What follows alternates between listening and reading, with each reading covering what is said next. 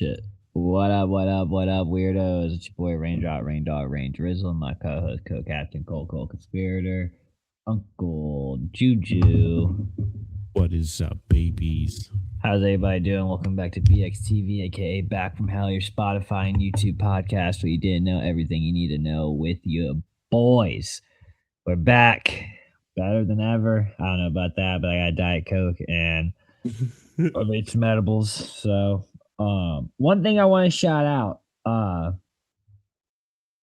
I knew he was voice acting for this show, but I totally forgot that he was.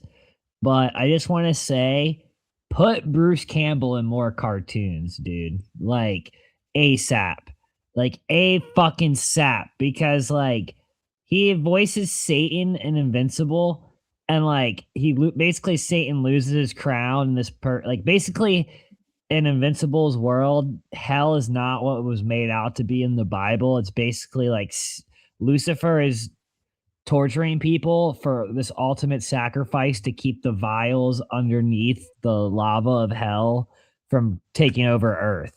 Because if he doesn't do that, yeah. And basically, this like lava chick like bans his crown to the bottom of the pit, and it's like guarded by Cerberus or whatever, and like it's this whole long thing. But my point being is Bruce Campbell gets the crown, and when I realized it was Bruce Campbell, is he gets his crown and he starts like he goes from this old little demon to like this big buff Lucifer, and as he's like getting all buff and shit from putting the crown on, he's like, "I'm back, baby!" And it's like, oh my god, that's fucking Bruce Campbell. Like there was like, you know what I mean? Like like he says baby all the time, and like my point being though is it's such a familiar voice that like you almost like, and it's like he's so like low key that like it doesn't overpower the show. You know, you're not like taken out of the show like if you heard like Billy Bob Thornton talking as Satan, you know, like you'd be a little like, what the fuck is going on? Like Bruce Campbell at work, it's Invincible, it's a superhero cartoon. Like, and my thing is, everybody was bitching because this episode is a storyline that Robert, the writer from the comic and the show, he didn't have time in the comic book to do. Like Damien from Dark Blood or whatever, he's like a demon clan. He's a detective like that you find on he's on Earth. He's a detective that you find out is on Earth. But like they finally go back to him. And since I've read the comic book all the way through, I was like, we never touched back on that detective, like that demon detective. And now I'm like, you guys are mad that we're finally getting like 25 years later, they're like tying the knot on like what this guy has been doing in the Invincible universe the whole time. I'm here for it. I'm so here for it. Like it'd be like I don't know. I feel like Game of Thrones fans would be so ecstatic if George R.R. Martin was like, "Oh, hey, I'm gonna throw in this storyline and let's say Knights of the Seven Kingdom that we just didn't have enough time in the book to do." I don't think anybody would be mad. I think everybody would like embrace it. They'd be like, there'd be a couple sticklers, you know, like a couple fucking assholes. But like I feel like most people don't care as long as it keeps the endpoint the same. As long as it just adds to the lore, I'm here for it. And as long as there's not any serious retcon, which is one of the issues that that's what I'm saying with Hunt of Gollum coming up, because it's like, I mean, or it's more like the Voyage of the Demeter. It's like a 2-sentence passage in the fucking book from Bram Stoker that they turned into a 30-minute, like a 2-hour movie. Yeah, that was sick. That was sick as fuck. Like, I don't know, like I'm here for that kind of stuff, you know? Like you're saying, like yes, Last Voyage is definitely like the perfect example of like, here's something we didn't really touch on, but everybody wanted more of.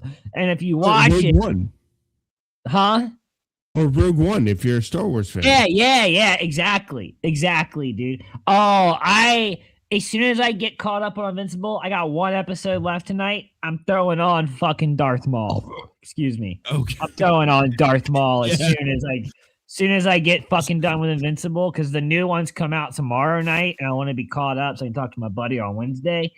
Me and my buddy have a man phone date every week about Invincible and like whatever boys, all the nerdy shows that come out.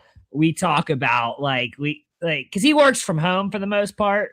So like he's just waiting for his next meeting. So he's like, we'll just call, and it's what you do when you're fucking grown adult and want to still be friends with somebody, like it's like you don't go to a fucking apartment parties anymore. You call up your friends and talk about nerd shit. Yeah, like, hey, what shows are you watching? Yeah. Like, but now what movies are we watching, Yeah, exactly. That's why we do this. This is but no, for real. Tonight we have an exciting one. I found this movie because a couple months ago I was on Whatnot and somebody was auctioning off a copy and went a little higher than I was comfortable paying for a movie I had no idea about, and you'll see why when you see the title. But the other day somebody was selling a sealed screener copy for $30, and I was like, damn, that's what the original went for. How much has it dropped? And I checked eBay, it was only $10. So I was like, okay. I read the synopsis. I didn't read any reviews. I just read the synopsis, didn't look at the rating, and I was like, I'm in. I'm so fucking in, like basically how you felt is exactly how I fucking felt. And with that being said, we're reviewing Blood and Donuts. This is once again a fucking great low budget banger from our brothers up north. Shout out Ken. I always like to shout out Ken, my boy on Threads. He is a comic guru, gaming sensei. He is like he's a little bit older than you even. So like he would be like, you know what I mean? Like in the nerd realm of things, like he's our Master Splinter, like he was around for the start. We're just catching up.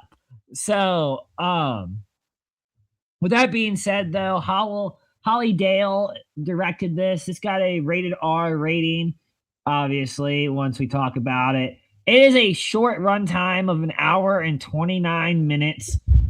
Basically, what this is gloriness. This is a unique, glorious, sad, fun, violent-ish story about a vampire. And I think the reason I'm so in love with this movie is because I have never seen any other vampire movie like this, and I don't think I ever will.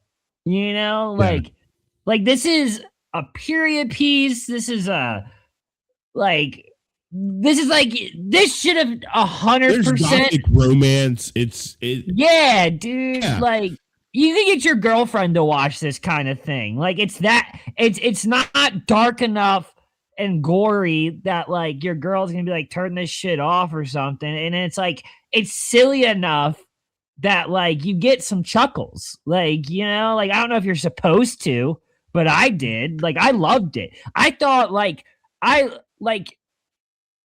don't know, man. I think what I was gonna say though, I am 100% shocked that this was never on a Joe Bob broadcast, like Monster Vision, Summer School, like any of those. Like I'm surprised like he never did this movie, because this is very Joe Bob, like Joe Bob Briggs. Did I send you pictures of the custom you did the Joe Bob yes. Yeah, guess what I got on the way now? It just keeps going. I got Joe Bob Monster Vision again of Godzilla Monster Zero, because that's a Godzilla VHS I don't have. So I was like, oh, I'll get the Joe Bob one since I don't have it in general. Like that'll be fun to just make as a placeholder. And then I got Joe Bob's Summer School, which I've never heard of. That's apparently like a broadcast thing he did. And it's Ice Cream Man, dude. I have the DVD, but I was like, dude, the VHS of Ice Cream Man's like $100 right now. So like, unless you get like a Japanese one, which is like 80, which is sick because it's just Japanese subtitles. But like, I was like, I got JDM something on whatnot. He's the fucking man, dude. He's making me a oh, what is it fucking called, dude? We got to talk about this real quick. Yeah. Fucking Sure. there was this kaiju movie that came out in North Korea remake, but in South Korea originally, and it's called Pulgasari. You Oh, ever I've heard heard of of this this. shit? Yes. Yeah. So basically, the dictator of Korea Kim really Jong Il. loved, yeah, he loved Godzilla, dude. Like Godzilla was taking storm. Like he really, really loved it. So what does he do? He kidnaps one of the main director's wives of Godzilla. Like this guy or whoever, this guy who made Godzilla Yeah, kaiju movies. Yeah, and basically the husband, the movie maker, yeah. he basically goes out looking for her and he gets kidnapped and basically imprisoned for years making this movie Pulgasari. And it's basically North Korea's ripoff of Godzilla. And I looked it up and like a fucking legit copy, the only one like legit VHS for sale right now is sealed and it's like $100 on eBay. And then the only other DVD copies are like 30 to 50 bucks. So I hit up the homie JDM and was like, could you get a hold of a recording of this or something? Like, can you get a file of this and put it on VHS? Because like I'd rather just give you $15 and get a sick ass custom of Pulgasari to have on my kaiju shelf. Like, but I was like, as soon as I heard this crazy story about it, I was like, I have to see this shit. Like one way or another. Like, and the guy who makes them is like half Korean, and like I was telling him like about Pulgasari, and he was like, being half Korean, this is crazy to find out about. And I was like, Yep. yeah, dude, I can like I believe it. Like, but yes, your fun fact of the night is Pulgasari. So the director of that actually, Sorry if I'm butchering the name, by the way. No, you're good. He escaped with his wife, and there's a great interview with him on YouTube. And to say that they were in prison kind of like makes it sound worse than it really was. They were basically held in a gilded cage. Like for sure. But like nobody wants to be like stuck in another country like against their like, you know, dude. Like, I mean, at least he was being forced to make a movie that's like gonna be forever remembered, you know, like for better or worse. Like Pulgasari, like I mean, some white boy from originally born on the eastern shore of Maryland is outsourcing a custom VHS of it. So, I mean, win is a win, right? Yeah, man. Like, I mean, you're raising the North Korean GDP. Why not? Korea number one. Well, we are the only Korea as. Yeah.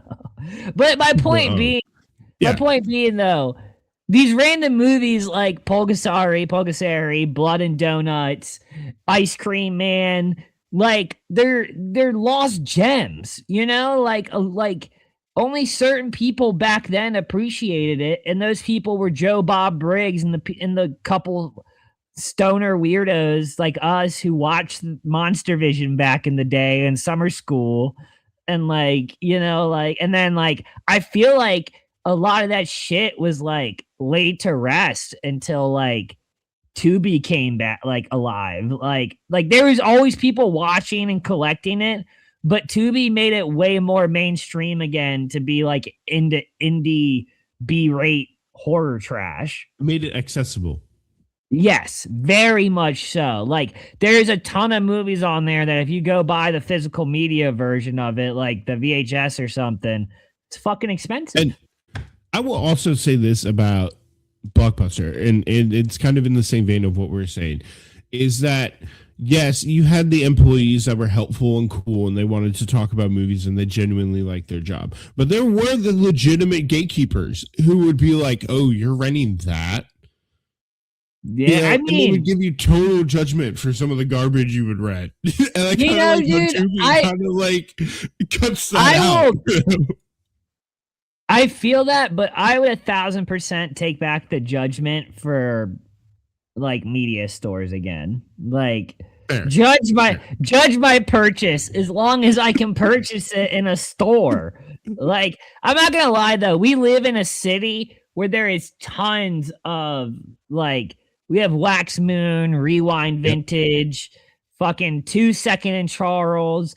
All of our Walmarts still sell and have $5 DVD sections, which are bangers. Yeah. I found Scooby-Doo meets Courage the Cowardly Dog and a Nick's Picks, which like I haven't found in like 5 years at a Walmart. It comes with like, you know, Danny Phantom, a couple different other shows. It's like 2 hours of just like early 2000s Nickelodeon. I have a couple of them. You know what I found today? I found a stack of Blockbuster DVD rentals. Like the ones that had like the covers on it, but when you open it, it has like that weird texture on the front and they're like nice cases that don't break usually. And you open it up and it has Blockbuster imprinted on the front. Fucking love those, dude. I even bought doubles of movies I already have just because like I love the Blockbuster. And they're $1, man. Like what? Like I will gladly switch out my normal copy with a Blockbuster copy. Tell you the truth. Like I honestly every feel time. like if we ever like become millionaires, one of the things we do is just buy a Blockbuster and like run it ourselves. There's one left in Oregon, if I'm correct. Yeah. It's in so you mean we would buy the Oregon Blockbuster and basically turn it into like our own personal like this is what you should be watching. We would just sell fucking B-rate trash and like superhero movies and sci-fi. Oh, it would be curated too. Like, don't get me wrong, there's some great dramas and shit out there. You know? Oh yeah. Oh no. Do not worry. You will have all of like. Well, you would be picking out like. So like, I think it would be. We'll get the Blood and Donuts in 1 second, but I think I think like our rom-com like our love and romance is like different. Like you like actual romance movies. I like dumbass rom-com romance movies. Oh, don't get me wrong. I love the shitty rom-com. Like I kind of have to avoid the Hallmark Channel on Christmas, like around Christmas time, because like, I do get sucked in on that. And dude, I have a whole Christmas cubby of just Christmas movies for when December hits. Like I've been curating the fuck out of that for like 2 years. Like there'd just be a holiday section. Like yes, it's like it's kind of hidden. So when it's that time of year, I can bring it all out, but it's like it's behind a row of VHS. So all it takes is moving 8 tapes and it's free. Like, you know, like I don't know, man. I love my holiday movies. Like holiday like I have so many holiday like cartoon like specials and stuff. Yeah, I believe that. Like those are so good. I have like 2 to 3 different Flintstone Christmas specials. I have the complete Jetsons on DVD, and word. Hold on to that. That is one. That is. Yeah, well, I was gonna say the main reason I got it is I found it at a Goodwill bins for like $1, the complete season, like not complete season, but complete series, and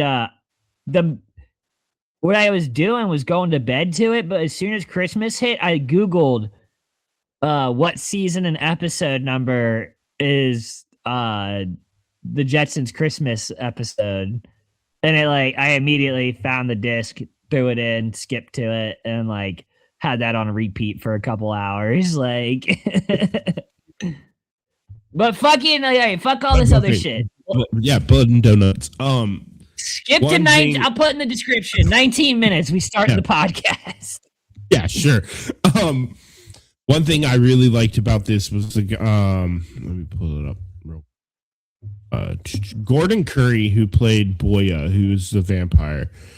Um, First of all, like, holy shit, why wasn't he cast as Louis in Interview with the Vampire? I get that Brad Pitt, was the it guy at the time, but like this performance fucking sold me on the whole like, I'm a vampire. I hate being a vampire. Like, yeah, I'm gonna like eat rats and shit. Like, and there was.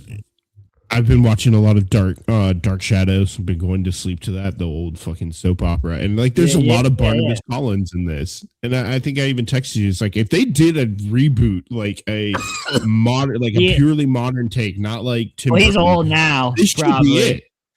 Yeah, like, no, 100%. I was saying in my review on Letterboxd, like from start to finish, you wholeheartedly feel for this vampire. Like, yeah, dude. Like, usually you're like, oh, vampire, this guy's a blood-sucking, like, lifeless bastard. But, like, this dude, like, no, like, you're like, fuck, bro. Like, you were trying to do the right thing, and it just bit you in the ass, and, like, you unluckily got woken up. Because basically he's asleep. Basically, he's asleep for 25 years, and this dude playing golf hits a golf ball, destroys his dude, wakes him up, and he basically gets in Earl, the cab driver's cab, goes to a graveyard, figures out some things. Long story short, he put himself to sleep 25 years ago because he almost turned somebody, and he refuses to turn anybody. And then that woman proceeds to try and kill him because she figures out he's alive and awake. And basically, he falls in love with a chick at this donut shop that Earl, the cab driver, frequents often. And Earl, the cab driver, owes some debts or something to some bad men. And basically, they're trying to kill Earl the whole time. And this guy gets very attached. The vampire gets very attached to Earl. And yeah, he falls in love with the donut chick. And it's a love story that ends pretty sadly. Like, I was actually like, I pouty faced, dude. I didn't cry, but I genuinely went, oh, that sucks. Like, I was like, there is no way that they would have made this kind of a movie in 1996 here in the States. It would have been like, he would have been cured somehow. Like, he had gone past, like, the 70s mentality of kill your antagonist. And it was kind of nice to see it here. It was like, all right, this is the direction we're going in. All right, cool. No, it made it feel way more impactful. Like everything that happened and all of his feelings and emotions towards the past girl he was in love with that was trying to kill him, and the girl that he fallen in love with, seeing his newly found friend Earl die and then be resurrected by a fucking car battery. I don't think that's how that donut works. Jelly. And donut jelly, do not forget. I kept forgetting this was a Canadian movie until they would reference the Queen or the fucking they'd show the money. Like they'd show the money in the scene, and I'd be like, oh, that's not American Bills. Like oh, this movie is so Canadian, David Cronenberg plays a bad guy in it. Yes, he does. He does, which was awesome. I can't lie. Like, I thought Toronto was like this gorgeous, shining city on a hill when I went to go see it. It's kind of sad to see the just shitty side of it, you know. Well, I mean, when did you go see Toronto? Like, you know, God, this was like back in right around this time, actually, probably like 97, 90. All right, fair. Yeah, because what year did this come out? 1995? Yeah, September 9th. 1995. I don't know. I think it does too. It's very fun. I think if you're a vampire fanatic, it's a must see. Excuse me. But I like how this kind of this and Interview with the Vampire were kind of the beginning of less is more with vampires. Like, and they kind of did away with certain aspects. Like, and there's almost no mention of religion. I'd be honest, except for the end. I just found that on VHS for $1. I was so hyped. Interview with a Vampire. Yeah, I've been waiting to rewatch it with Sarah. She likes those kind of movies. So, oh fuck, well, shit, we'll review that. Yeah, we will. Review.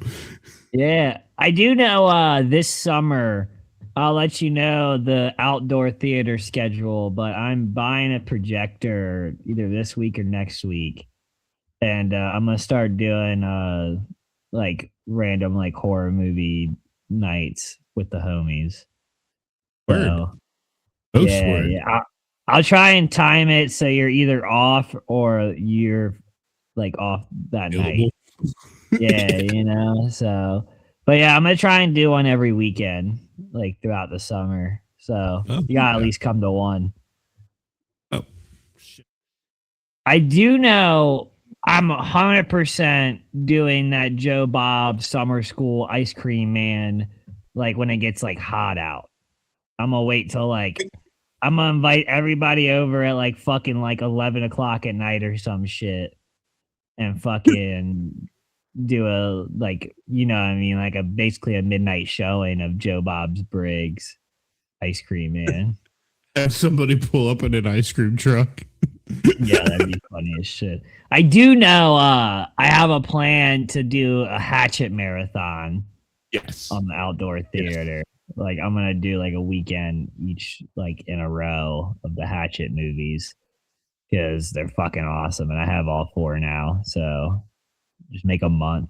I'm trying to make it like a thing though, man. I'm trying to make it like everybody just bring their own chair and bring your own smoke or drink, whatever, and fucking have a couple snacks out there. Yeah, have a couple like, you know, and everybody just have it on the projector. Cause like what I'm gonna do, I'm not doing the bullshit way. I don't give a fuck. Y'all are gonna have to accept the grain and stuff. I'm doing it old school. I'm getting a projector that has a RCA hookup so I can fucking extension cord out to the backyard with a fucking, you know what I'm saying, combo player hooked up. Yeah, with the sheet tied up. Fuck, I'm just gonna use a sheet. I'm not this is low budget.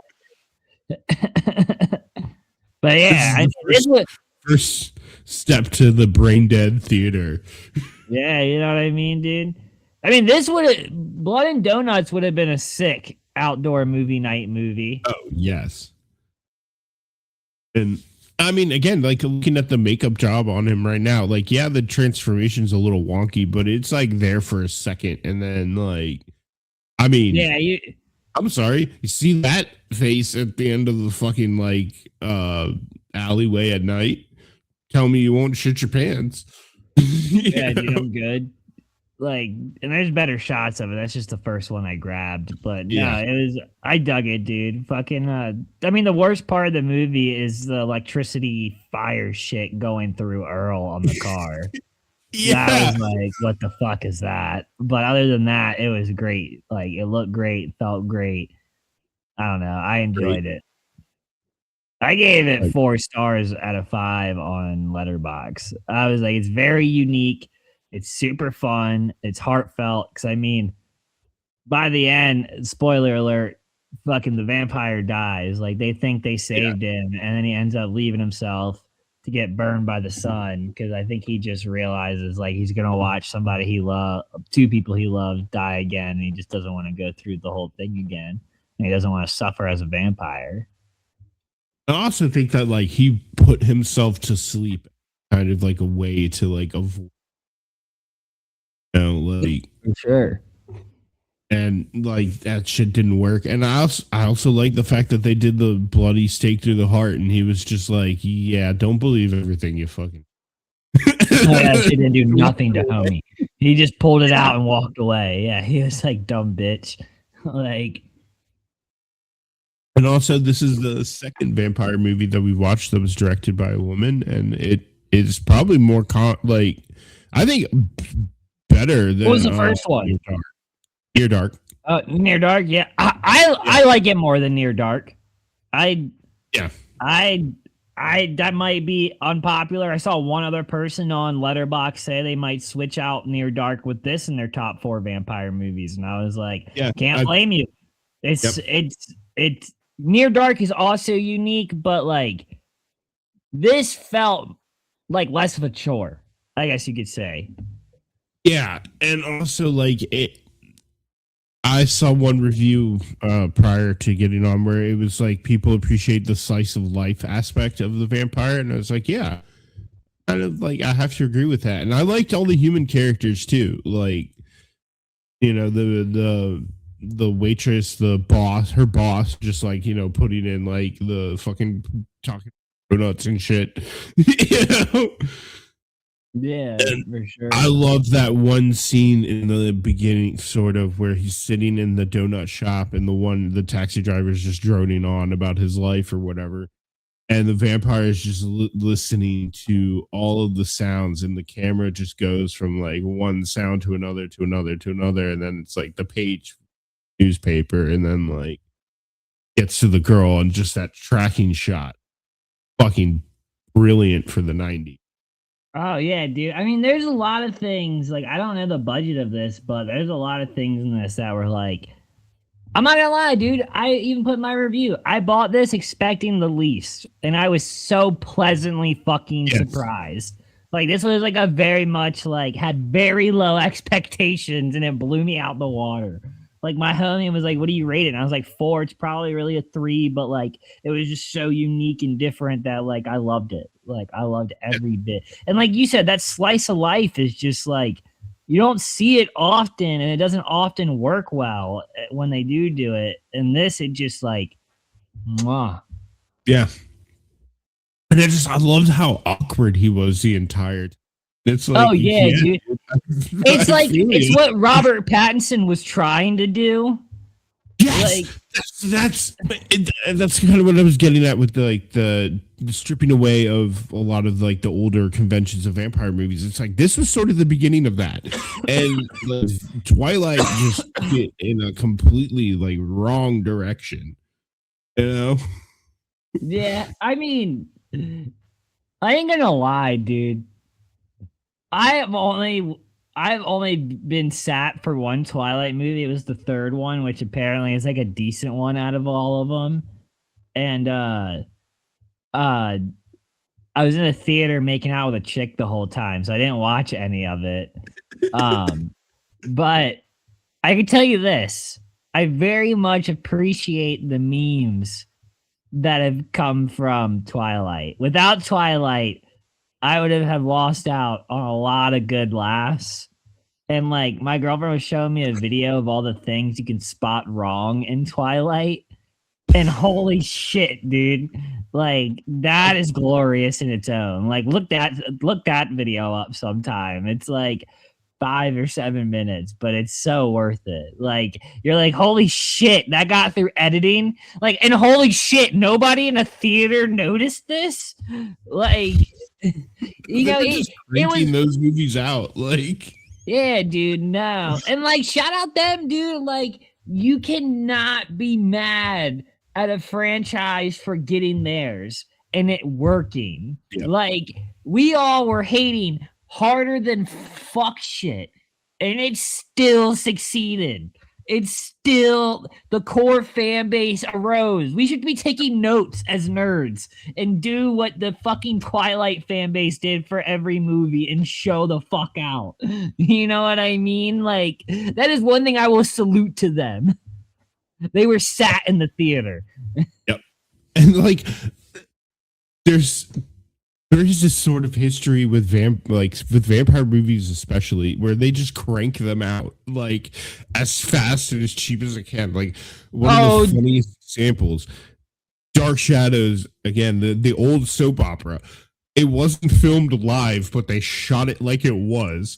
So there are moments where they open a door and slam it, and like the curtain rod will fall, and the actor like just looks at it and has to keep acting. Yeah, I mean, dude, vampires aren't the only ones guilty. How many fucking howlings are there? Oh, dude, yeah, holy shit, like. And then like you get into the Universal monsters, there's like 8 original movies for each one or some shit. There's like the Mummy's Hand, the Mummy's Curse, the Bride of Frankenstein, Frankenstein meets the Wolfman, Dracula, this fucking creature House from the of the Black Mummy. Lagoon Among Us. Yeah, like there's so fucking many, dude. Like, and like you said, like back in the day, like even into like the 90s, like like horror just sold. Like people wanted it.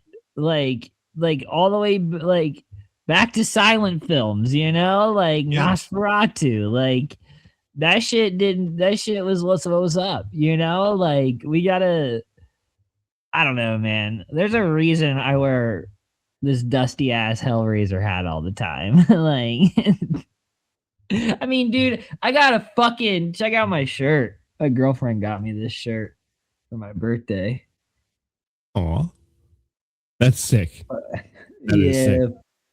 fucking the cover of Mechagodzilla or a cover of Mechagodzilla versus Godzilla, dude. Fucking Mechagodzilla is one of my favorite kaiju designs ever. Like it's like I grew up in the era of Power Rangers, you know, like Yeah. Megazord, like that and Gundam. So like anything kaiju or giant robots, I'm like, fuck yeah, dude. Like monsters. I don't know, dude. I love that bullshit. Like Sarah's aunt was like, do you like sci-fi? I was like, fuck yeah, I like sci-fi. Yeah. Like, what do you it's not like horror movies are fun, but sci-fi like movies are like fucking dope. Like sci-fi is the most universal genre of like anything. Yeah, you could do sci-fi horror, you could do a sci-fi western. You could even take a historical epic, put it in a sci-fi universe, and it's fucking like golden. They've been doing that forever. I don't know if it counts as sci-fi, but I'm gonna watch it here soon. I just found the original Highlander on VHS. Oh, that's very good. Yeah, dude. I've only heard good things. Too, it kind of I don't give a shit. I'm just gonna watch the first one because I have the VHS. So I was like, I asked my homie Granite Picker on Whatnot. Shout out him. Everybody go follow him if you want good movie deals. Best coupons on the app. Always making bundle deals late nights every weekend, Friday and Saturday nights. You know what I'm saying? Tap in. But now yeah, I fucking asked him if it was a good movie, and he was like, "Oh yeah, it's dope." So you saying it, yeah. I think real quick. I think one of the other. I think it's gonna be like a you and me thing, but we are 100%. My first time watching it, we were watching Caligula on the fucking projector. Oh, I don't know if you could do that. No, we are. I know what's up with it, and we are. Like, dude, I feel so bad because what you're getting is the theatrical cut. The version I wanted to get for you is the one on Amazon that's the ultimate cut, and that's the one where they try to piece together a movie and make it cohesive.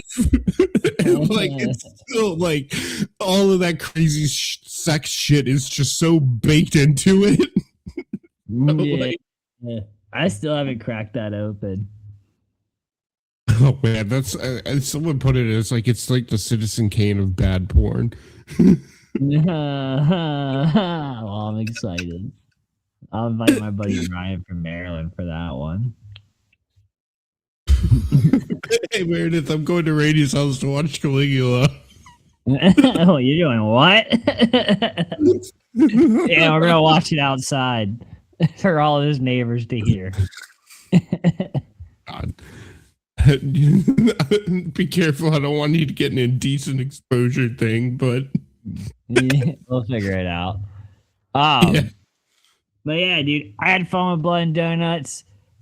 Just so everybody knows, here on YouTube, we kind of found a loophole site to do something fun. Me and Juju are gonna host late night movie nights like once every 2 weeks or like once a month. It's gonna be over on the kick.com. We already have a profile over there. So it's the same name, Brain Dead X TV. It'll be through here. So basically, what it will be is it will be me and Juju like this, and then a movie right there. And you guys will watch it with us, and you will hear our bullshit commentary the whole fucking time. So it may be loaded with facts. It may not be. probably not. Not for me. Probably gonna Probably just be me being like, "Holy shit, that was fucking gnarly." But me and Juju are gonna have a quick convo here in a minute once we end this, and come up with what we think might be a good first pick. I'm gonna try and keep it the warmer weather related, since what inspired this. We used to kind of do this, but my buddy Ryan is setting up a full studio to do basically like a Joe Bob's knockoff, and he's going full out with it. And he basically gave me the okay to do it over on Kick, but we're not doing what they're doing. They're doing like comedy bits and stuff like that. We're just gonna watch a movie with the chat. That is what we're here to do. So I may even try to do it on Twitch and not give a fuck, because my one buddy watches anime there. So I don't know how the fuck he gets away with it. But I know Kick, I don't give a fuck about getting banned over there. So if you guys want to go follow us at BrainDeadXTV on kick.com, we'll be doing a movie night there. So I will let everybody know on Threads. If you follow me, Fried Rainy, on Threads, I will have an update. Or if you join the Discord, I'll post in the Discord always when we go live. So make sure you follow us. Remember, never offended, always recommended. Have a good night, day, morning, whatever it is where you are. Peace.